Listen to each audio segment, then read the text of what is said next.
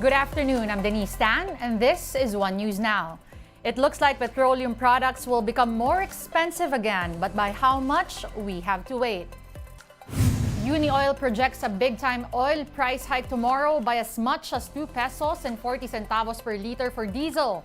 Gasoline products could likewise go up by nearly 2 pesos a liter. In the fuel increases pushed through, this will be the 11th straight week of upward adjustments. Meanwhile, House Speaker Martin Romualdez is set to meet with oil industry players today to come up with a win-win solution for both motorists and petroleum firms. Romualdez earlier hinted at a possible review or suspension of taxes on fuel. Agricultural groups have a suggestion to government to help rice prices stabilize, buy palay from local farmers. The groups reiterated their opposition to reducing tariffs on imported rice. They insisted that only 10% of the country's rice supply should be bought from foreign traders since local harvest will be enough in the coming months. Mag-aanihan na hindi lang dito sa Pilipinas, pati sa Vietnam at Thailand, bababa na talaga for a while. Hindi ba pwedeng padaanin mo muna yung anihan, pakitain mo muna yung mga magsasaka? Hindi ba pwede yun? Bakit nagmamadali na ibalik yung kita ng mga importer? Itong pagbabawas ng taripa o special importation, ginawa nung hindi anihan. Farmers groups are also hoping that the price ceiling of 41 to 45 pesos on rice could be revisited and lifted soon. Importante na hindi malugi yung magsasaka kaysa ibabagsak natin yung presyo ng palay na in which hindi magtatanim ang ating mga magsasaka.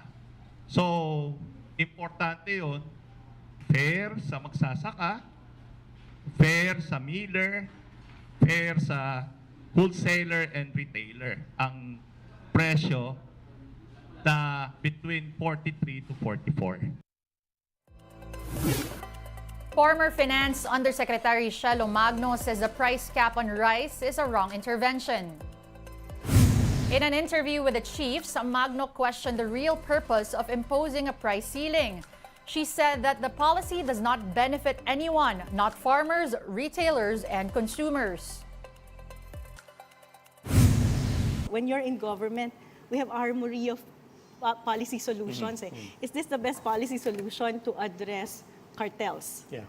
This is the best policy solution to address hoarding. Clearly, a price cap will not address those two. So you go back to, ano ba yung purpose ba't nagkaroon ng price cap? Is this really to address the concerns of the public? Or is it to address a political campaign promise and make people believe that it has been delivered? Moving on to another story, critics of the Maharlika Investment Fund have filed a petition at the Supreme Court to question its constitutionality. Bayan Chairman Nery Colmenares pointed out that the MIF law was railroaded in Congress and did not show proof of economic viability. Aside from Colmenares, the other petitioners are Senate Minority Leader Coco Pimentel and former Representatives Carlos Zarate and Ferdinand Gaite. They are hoping for a temporary restraining order against the MIF. Recall that the Land Bank and the Development Bank of the Philippines have already remitted their share of the seed money for the fund. Hindi siya dumaan sa constitutional requirement ng test of economic viability. Ilalagay natin sa isang korporasyon na hindi naman natin alam kung kikita o hindi at delikado na malustay o wala ang public funds sa Maharlika. Time to take a quick break. One News Now will be back with more stories after that. Stay with us.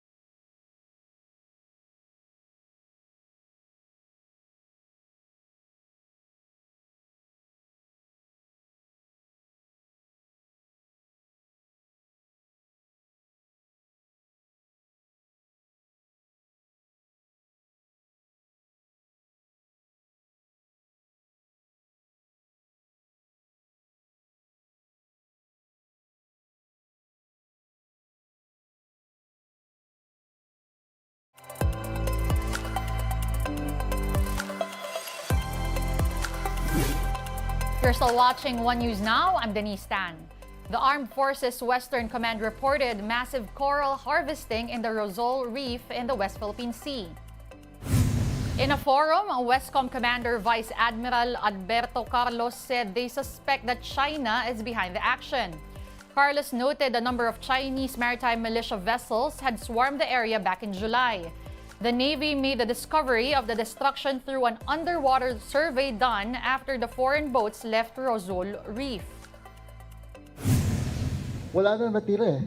We suspect that somebody is harvesting our corals, and that means that they are violating our sovereign rights. Tayo lang ang may karapatan sa resources sa West Philippine Sea. For his part, AFP spokesperson Colonel Medel Aguilar said the action threatens the country's food security. Just last week, Westcom spotted at least 30 Chinese fishing vessels in Iroquois Reef or Rosol, Sabina Shoal, and Nares Bank. These areas are part of the exclusive economic zones of the Philippines.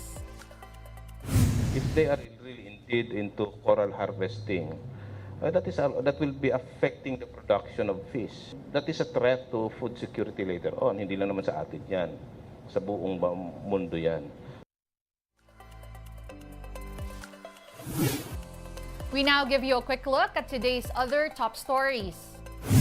Pope Francis has expelled the priest based in Borongan, Eastern Samar over accusations of sexual abuse of minors. The Diocese of Borongan confirmed that Pio Cultura Aclon has been dismissed from the clerical state. This means he can no longer exercise a priestly ministry in the church.